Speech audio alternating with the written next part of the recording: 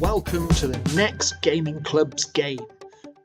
Subscribers to the Gaming Club every month get a new standalone game, but also the scratch file so they can delve in and pull it apart and really learn how it was made and tailor it based around their own ideas. This new game is all about clicker games, the simple clicker game, and this one allows us to trigger upgrades and rewards like here to really help boost your clicker score. You'll also learn how to make and implement auto clickers as well, so you can really start racking up those clicks in the game.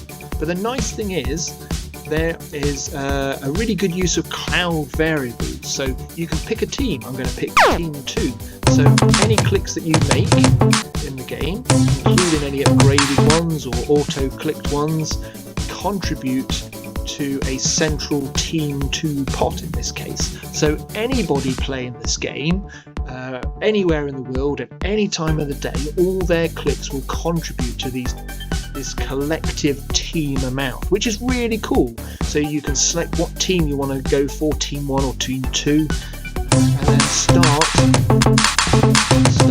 start making your team win with the collective amount of all your clicks.